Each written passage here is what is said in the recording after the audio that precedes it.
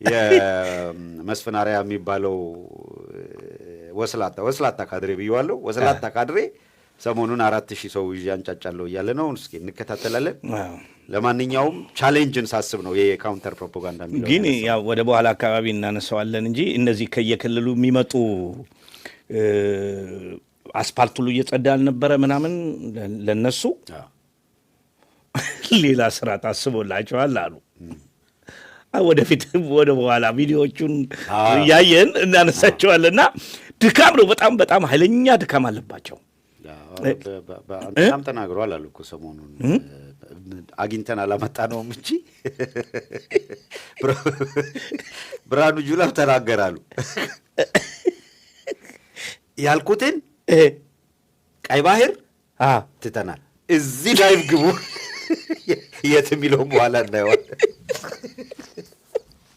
በአጭር ጊዜ የባህር ወደብ እናስመልሳለን ብለን በአጭር ጊዜ የ6 ወር እቅድ አቅደን በ3 ወር አፈጻጸማችን የተሳካ በኋላ እናየዋለን። አስብ እንደ አንዳንድ ሰዎች ጋር አንድ ክረምት ሲመጣ ምን ትዝ ይላል? አንዱ አረም ማረም አለ። አረም ማረም ነው ደስ የሚለኝ። በቃ ክረምት ሲመጣ የሚናፍቀኝም እሱ ነው አለ። ሌላው ክረምት ሲመጣ በየዓመቱ ፍርድ ቤት ይዘጋል። የዚህ የፍርድ ቤት መዘጋት በህብረተሰባችን የፍርድ ቤት ጉዳይ ላይ ያለውን ስቃይ ሁሌ ያስታውሰዋለሁ። ሳልወድ በቅዴ ክረምት በመጣ ቁጥር እሱን እንዳስብ አደረገኝ እና ክረምት ሲመጣ የማስበው ፍርድ ቤት ይዘጋል። ህብረተሰቡ የፍርድ ጉዳዩ ከሰኔ 1 እስከ መስከረም 30 ድረስ ይዘጋል እና እሱ እንዲሁ ቁጭ ብሎ ሲሰቃይ ይውላል። አሁን ክረምትም መጣ አልመጣ ፍርድ ቤት ምንም ትርጉም እንደሌለው ስለማቅ አሁን እሱ ትዝ አይለኝም አለ። አሁን የምር ነው የገረመኝም እና በፊት የሚያስጨንቀኝ በቃ ክረምት ልክ ሲመጣ ፍርድ ቤት ደግሞ ይዘጋል፣ ማህበረሰቡ በቃ በዚህ 2 ወር ውስጥ ሲጨናነቅ ይውላል የሚል። ሌላው ክረምት ይስላል ግን የሚዘጋው ለምንድን ነው ክረምት የሚዘጋው? እኔ ብዙ ጊዜ ያገባኝ በነገራችን ለፍርድ ቤቱ ክረምት የሚዘጋው ዋናው ምክንያት የነበረው ለፍርድ መስጫ ቦታዎች የአገረ ገዢዎች ባሉበት አይደለ? የአካባቢው ገዢ ባለበት ልክ ፍርድ ቤት ልሂድ ብለህ እንደምትሄደው ክረምት ሲመጣ ያው ገጠሩ በአብዛኛው ወንዝ ይሞላ የለ? የፍርድ ቤት ቀጠሮ እየሰጠና ካልከው የፍርድ ቤት ቀጠሮ መጣስ አይችልም። አብዛኛው ሰው ለአደጋ ይጋለጣል። ስለዚህ ክረምት እስከሚወጣ ድረስ ከቦታ ቦታ ለመጓጓዝ ክረምቱን አርሶ አደሩ አንደኛ የሚዘራበት የሚያጭድበት የሚያርስበት የሚዘራበት የሚጎለጉልበት የሚያርምበት ብዙ ጊዜ ቢዚ የሚሆንበት ሰዓት ነው። ለዓመት የሚሆነውን ምርት የሚያመርትባት ወር ናት የክረምት ወራት። ሁለተኛ እንደዛም ሆኖ እንኳን ወደ ፍርድ ቤት ይሂድ ብትል ደግሞ በአብዛኛው የወንዝ ሙላቶች አሉ እና ኢፌክቲቭ አይሆንም። ያን ጊዜ በነበር ያ ነገር ነው። አሁን ወደ ዘመናዊነትም ሲመጣ ፍርድ ቤቱ ከዛ በኋላ በዛ አሰራር ተለምዶ ሄደን አንድ ሰሞን እኮ መከራከሪያው ነው መጥቶ ነበር። ኢቭን ወደ ሚዲያ መጥቶ ለምን ነው የሚዘጋው ክረምት? ለምን ሌሎች የመንግስት መስሪያ ቤቶች እስካልተዘጉ ፍርድ ቤት ለምን ይዘጋል? ድሮ እኮ በዚህ ምክንያት ነው፣ አሁን ለምን ይዘጋል የሚል መከራከሪያዎችም ተነስተው ነበር። እንደው ዝም ብሎ ለማንሳት ይችላል። ሌላው ክረምት ሲመጣ ትዳር የሚያሞቅ የሚባለው በቆሎ ተጠብሶ ቤተሰብ ሰብሰብ ብሎ በቆሎ ሲበላ አለ። እሱን እኔም እጋራዋለሁ። ኢትዮጵያ ትዝ የሚለኝ ቤተሰብ ልጆች ባለቤት እኔ ምናምን ሰብሰብ ብንልና እሷ ደግሞ የበቆሎ አድናቂ ናት። ሰብሰብ ብለን በቃ እየተጠበሰ እሱን መብላት ክረምት ነገር ትንሿ ቤት የምትሏት ትንሿ ቤት ግን ሌላው በቆሎ በልታችሁ በቆሮቆንዳ ትጣሉ ነበር። የበቆሎ ያሱ በቆሮቆንዳ መፈነካከት ምናምን አለበት። ብዙ ጊዜ ግን ምንድነው ስለ ቆሮቆንዳው ከጥቅም ውጭ ይሆናል። ተፈልፍሎ ነው የሚጠበሰው። እኛ ጋር ሲቀቀል ብቻ ነው። ሲቀቀል ካልሆነ ተፈልፍሎ ነው የሚጠበሰው። በቆሎ አዎ መቁላት ተቆልጦ ይፈለፈልና ይቆላል። እሱ ነው። አበላሽታችሁ ነበር የምትበሉት። ጥሩ ነው። አረ ፓስተርነን ምናምን የሚሉት ይህንን ክረምት ማስቀረት ይችላሉ ማለት በጸሎት ይቀር ይሆን እንዴ? አንድ ከዚህ ጋር አሁን ከነሱ ጋር ስታያይዝ ትዝ ያለኝ መለስ ይፎግር ነበረ ፓርላማ ላይ አይደለ? ቀልዶች ምናምን ያመጣ ነበር። አንድ አባይ ጠንቋይ ተይዞ መጣል እና የሆነ ጥፋት አጥፍቶ ምናምን ነው። ኖ እሱ በሌላኛው አባይ ጠንቋይ ነው፣ ይጠይቁታል። ያ ቃል ምናምን ተብሎ እንዴት ነው ዘንድሮ ክረምቱ ዝናቡ እንዴት ነው? ይዘን ቢሆን በልግ ላይ ትንሽ ዝናብ ቀንሷል እና ዝናብ ከሌለ ደግሞ እንደምታውቀው በቃ ችግር ነው የሚሆነው ቀጣዩ ዓመት። እንዴት ነው እንዴት አየው የክረምቱን ነገር? እና ያው አባይ ጠንቋይ ነህ ታውቃለህ ይባላልና የጠያቂው ባለስልጣን ናቸው። ከተሳሳተ አለቀለት። እሺ እሱ አሰባሰበና አው ክረምቱ በሰኔ ዝናብ ይመጣል፣ ግን ካልሆነ በሐምሌ ይመጣል። ሐምሌ ካልመጣ በእርግጠኛነት ነሐሴ ነው የሚመጣ። ይሄ ለማለት ነው ተንቋዩ እኮ። አሁን ጠቅላላ የአብይ ፓስተሮች እንደዛ ናቸው። ምንም ችግር የለባቸውም። ኳስ ላይ እኮ ስንት ሟርተኛ እንደተናገሩ እኮ ዋንጫ ይበላል ያሉ ሰውዬው በሁለተኛው ዙር ተሸንፎ ሲወጣ ምንድን ነው ስትል ጌታ አልፈቀደም። መጀመሪያ የነገረ ጌታቸውን እንዳለ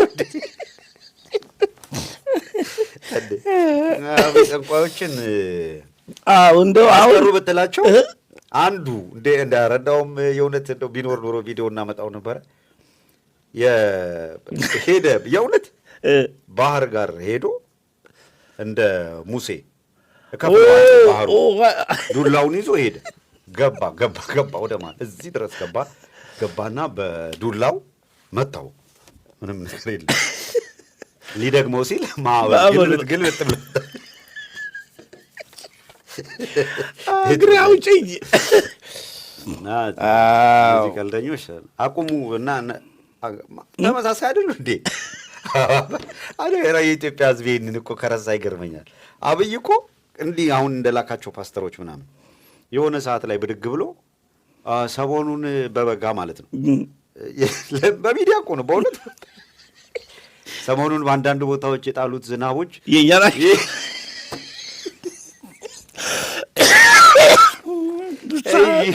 እሺ ዝናቡ አሁን ዝናብ አጠር ቦታዎች አሉ አዝንቡልን አንዴ ያዘነብን አለ።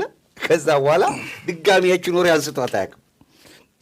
እሱ እኮ እሱ እንትንስ አመጠቅን አለ። ከዛ በኋላ ደግሞ እኮ አንስቷት አያውቅም። ሄደች እሷ ሄደች ሄዳ ታዲያ ምንድን ነው ውጤቱ ይገምገም ሲባል እነ ጃልማሮ ሰልፊ ተነሱ።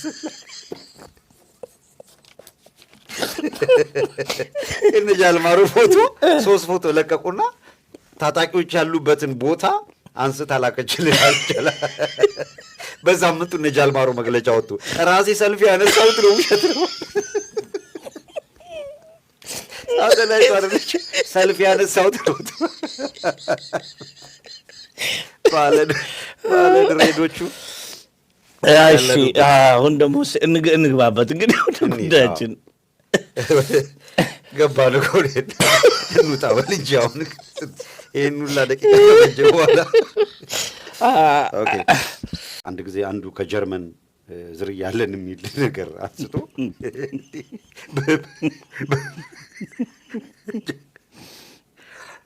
ኢትዮጵያ የመጡ ጀርመናውያን 30-40 ዓመት ምናምን ኖረው ምንም አይጠቁሩም።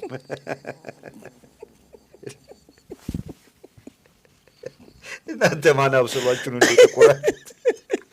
ዛቂያ ቦል አንድ ደግሞ ናሬቲቭ ከማዳጋስካር የሚለው ነው። የሰማሃዊ ከዙሉ ማህበረሰብ ጋር ከሌላው ማህበረሰብ ጋር ተመሳሳይ ታሪክ አለን የሚል ወዘተረፈ የሚነሳው ኤንዌይ ግን ታሪክ የብርሃነ ደሬሳ ታሪክ ሲነጋጋ በቤናዲር ሸለቆ አፍሪካ ቀንድ አካባቢ ላይ በ15ኛው አጋማሽ አካባቢ የጎሳው ታየ። ከዛ በኋላ ያ ጎሳ ከሶማሌ ጎሳ ጋር እዛ ካለው የአፍሪካ ቀንድ ላይ ያለው በጣም የገዘፈ ዋሪየር የሆነ ጎሳ ነበረ። ከዛ ጋር እየተዋጋ ወላቡ ወደምትባል ቦታ ሄደ። በጣም ውስን ነው፣ በቁጥርም ጥቂት ነበረ። ምንድን ነው ውሃ ተከትሎ ተሰዶ ተጉዞ የመጣ ነው።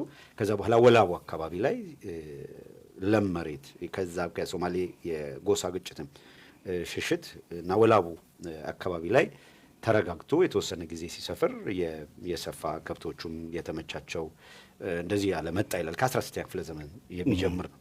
አሁን የሚያስቀው ነገር ምንድን ነው? እኛ የዚህ አካል አይደለንም የሚለው ሲነሳ ኦኬ ሌላው አካል ደግሞ እኛ ያገሩ ባለቤት ነን። ያው የ3000 ዓመት ታሪክ ይሄ ሰሜኑ ኢትዮጵያ ክፍል ራሱ ሳይሆን ምስክሩ አንደኛ ህያው ምስክር አሉ። 3000 ዓመት የቆሙ ሐውልቶች አሉ። ቋንቋውን፣ ሃይማኖቱን፣ ባህሉን ሁሉን ያስተሳሰረ ማለት አሁን ከሀገር ተገንጥለናል ወደ ከሚለው ኩሻዊት ኢትዮጵያ ወደሚል መጡ። ልክ ስልጣን እንደያዙ እኛንን የገነባ ነው አገሪቷንም የሰራናት ኩሻውያን የኩሽ ኢትዮጵያ ምናምን። አንድ ነገር ብቻ አምጡ በቃ ምንም ሌላ ነገር አይደለም። አንድ እናንተ ካላችሁ ነገር ኢትዮጵያን የሚመስል አንድ ወይ ቤተ ማለት ህንጻ የለም፣ ሐውልት የለም፣ ቋንቋው ጋር የተዛመደ ነገር የለም። ምንም ቁሳዊም የእውነት እንደዚህ በቁስ የሚገለጽም በቁስ የማይገለጽም ነገር ከኢትዮጵያ ይሄ ረጅም ዘመን ታሪክ ጋር የተቆራኘ ምንም ነገር ታጣል። ከ16ኛ ክፍለ ዘመን ጀምሮ መነሻውም በደንብ ክሊር የተጻፈ የአባ ባህሪ ታሪክ ነው መነሻው። ስለዚህ ይሄ የዚህ አካል አይደለውም ከሚል የበታችነት ስሜት የሚመነጭ አይደለንም ምናምን የሚል ሌንጮ ለታ 1983 ላይ ኢትዮጵያዊ ለመሆን ገና ወደፊት እንደራደራለን የሚሉ ነው የነበሩ። በአጋጣሚ አገሪቷ እጃችን ላይ ከገባች እችን ሀገር በእኛ መልክና ቅርጽ መቀየር እንደፈለግን አድርገን መስራት እንችላለን ወደሚል ድምዳሜ ላይ ነው የደረሱት። እውነታው እሱ ሰውን የሚያሳየኝ እነዚህ ሁኔታዎች ናቸው። አሁን ይሄንን ለማንሳት እንደ ባግራውንድ ያነሳሁት ያለምንም ቅድመ ሁኔታ ያለምንም ክርክር ያለምንም ድርድር የምትስማማው ነገር የለም። ቅድመ ሁኔታዎች ድርድሮች ምናምን ያስፈልጋሉ ለስምምነት። ስትደራደር ግን ያለህን ነው ይዘህ የምትመጣው። አሁን ለምሳሌ የሰማይ ግማሹ ክፍል የኔ ነው ብለህ ለድርድር ትቀመጣለህ እንዴ? እንደዛ ሁሉ ኢትዮጵያ የኛ ናት የሚለው ሰማዩን እንደዚህ ግማሹን ልክ ምንድን ነው ሶስቱ ነው ስደት ማለት እንሰደድ ብለው እየሄዱ መኪና ይዘው ነው የሚሄዱ። ሶስት ናቸው። ሌላ አንደኛው ነው ልም ያለ በረሃ ውስጥ ሲደርስ መኪናዋ ቀጥ በረሃማ ምን እናድርጋሉ? በቃ ምርጫ የለንም እዚህ ከምንነድ በእግር ወጥተው በእግር ጉዞ ሲጀምሩ አንደኛው በቃ መኪናዋ ተዘቀርታ የለ ይሄ ምንድነው የሆነ የውሃ ለመኪና ማሞቂያ ምናምን ሲሆን ውሃ መያዣ ነገር አልቻለ ነቀለና እሷን ያላትን ውስጥ ያላትን ውሃ ይዞ ጉዞ ጀመረ። አትሊስት መንገድ ላይ ውሃን ባገኝ ይዝበታለሁ ለውሃ ቆዳ ምናምን።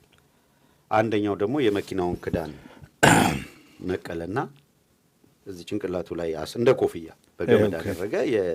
ምንድነው የሚባለው የመኪና ጎማው ላይ ያለው ቸርኬው እሱ እንደ ኮፍያ በገመድ አድርጎ ሰራውና ለፀሐይ መከላከያ አድርጎ ጉዞ ቀጠለ። አንደኛው ምንድነው አልሲ ላይ በረሃ ስለሆነ የኛው ውሃ የኛው ደግሞ ለፀሐይ እንዳይመታኝ ጥላ ምናምን ሲል ያኛው በሩን ይዞ ታግሎ ገነጠለው የመኪናውን በር ተሸክሞት ጉዞ ጀመረ። ምንድነው ይሄንን የምትሸከመው ሲለው ሲሞቀኝ ከፍተዋለሁ።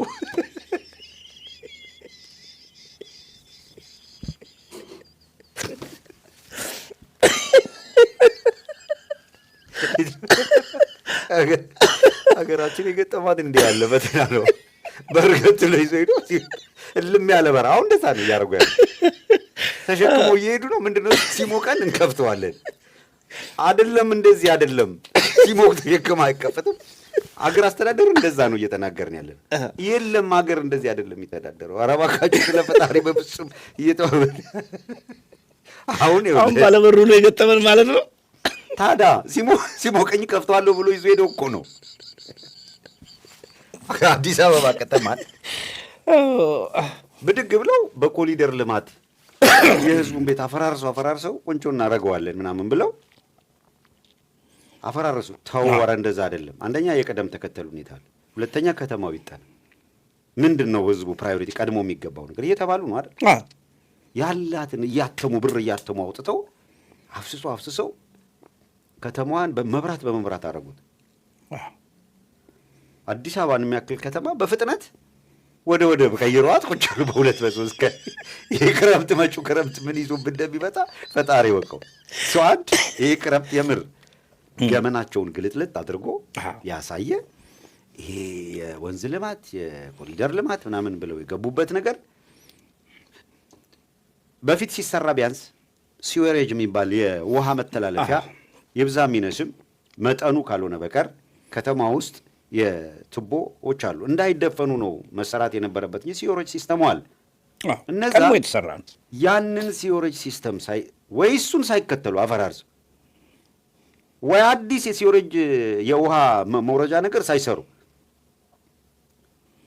በየመንገዱ ዳር እንትን ዛፍ ምንድነው ይሄ ሳር ተክሎ ዘንባባ አድርጎ መብራት አድርጎ ብልጭልጭ አድርጎ እሱን በድሮን እየቀረጹ የሚገርም ነው ምናምን ሲሉ ወደ አሁን ያኔ ሲያሳዩአቸው ይሄ የአፍሪካ መሪዎች ምናምን ሲመጡ አሳይቷቸዋል። አዙሮ አዲስ አበባ ይኸው እንዲህ ታምራለች ምናምን ብለው አሁን የትላንትና ከትላንት ወዲያ መሪዎቹ ምንድን ነው የሚሉት? የአፍሪካ ህብረት ዋና መቀመጫ ወደ ደሴት ተቀይሮ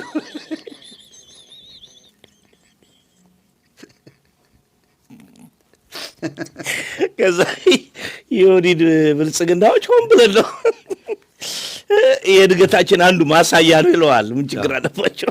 ስንገባ ሁለተኛው አንዱ የክረምቱ ይዞት የመጣው ገመናቸውን የሚገልጠው ነገር ነው። አደጋ ነው የእውነት በጣም ከባድ መደናገጥ ውስጥ ነው ያሉት። አሁን የባሰ ምንድን ነው